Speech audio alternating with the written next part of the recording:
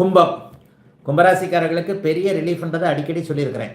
2025 Sun டிவியில் அந்த பயிற்சி பலன்களில் பேசும்போதும் நான் அந்த கும்பராசிக்காரர்களுக்கு கெடுதல்கள் நிற்கப் போகின்றன அப்படின்னு சொல்லிட்டேன். இப்போ அதனை அடுத்து சனி பயிற்சி கொஞ்சம் நிம்மதியாக இருக்கும், லேசாக. அதுக்காக பெருசாலாம் இல்லை, வாங்கின உதை கொஞ்சம் நஞ்ச உதை கிடையாது, சாதாரண உதையா. இந்த பக்கம் ஒரு மிதி, இந்த பக்கம் ஒரு மிதி, கழுத்துல மிதி. யானை பாகனை போட்டு அப்படி கடக்கணும் சொல்லுமே, அந்த அளவுக்கு கும்பராசிக்காரர்கள் குறிப்பாக இந்த வருஷம் பூரட்டாதி நட்சத்திரம், போன வருஷம் சதய நட்சத்திரம், அவிட்ட நட்சத்திரம் போட்டு அப்படியே பிசைஞ்சு எடுத்துட்டாரு ஜென்மச்சனி. உங்களை நான் அடிக்கடி விளையாட்டா சொல்லுவேன், ஜென்மச்சனி வரும்போது தான் ஜோசியத்தில், ஜென்மச்சனியும் அஷ்டமச்சனியும் வரும்போது தான் ஜோசியத்தை நம்பாதவங்க கூட நம்புவீங்க, கடவுளை நம்பாதவங்க கூட நம்புவீங்க. அந்த அளவிற்கு ஜென்மச்சனி பாதிப்புகளை உண்மையில் கொடுத்து விட்டது என்பது தான் உண்மைங்க. ஆனால் ரிலீஃப் ஆயிட்டீங்க.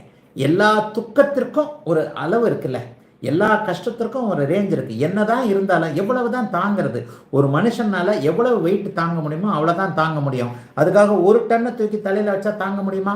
அந்த அளவிற்கு போதுமான கஷ்டத்தை இப்போது அத்தனை இவர்களும் அனுபவித்து விட்டீர்கள் என்பதுதான் உண்மை. ஆகவே நீங்கள் இனிமேல் கவலைப்படாதீங்க, பெரிய அளவில் சோதனைகள் இருக்காது. ஜென்மச்சனி விலகி விட்டது. இதனை அடுத்து ஜென்மத்தில் ராகு வரப்போறாரே அப்படின்ற ஒரு கவலை இருந்தாலும் கவலைப்பட வேண்டாம். ஏப்ரல் மாதம் 14ஆம் தேதி இந்த புத்தாண்டு பிறக்கிறது. மே மாதம் 14ஆம் தேதி சரியாக ஒரு மாதத்தில் குரு மாற்றம் நடக்குது, குரு பயிற்சி.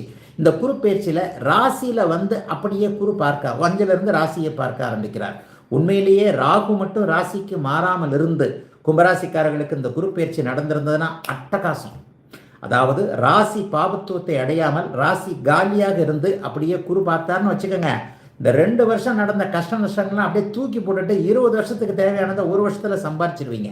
ஆனால் ஆண்டவன் அடுக்கடுக்காக சோதனைகளை கொடுத்தாலும் கூட அப்படியே படிப்படியாகத்தான் சோதனைகளை விளக்குகிறான் என்பது கும்பராசிக்காரர்களுக்கு ஒரு இந்த விஷயம்தான்.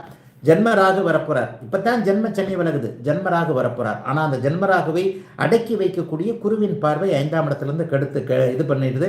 ஆகவே கவலைப்படாதீங்க. எது கிடைக்கல நினைக்கலையோ அது கிடைக்க போகிறது. எதை சாதிக்க வேண்டும் என்று நினைத்தீர்களோ அதை இந்த தமிழ் புத்தாண்டில் சாதிக்கலாம். திருமணம் நடக்கும், புத்திரபாக்கியம் கிடைக்கும், வீடு வாகன சேர்க்கை அமைப்புகள் கண்டிப்பாக உண்டு.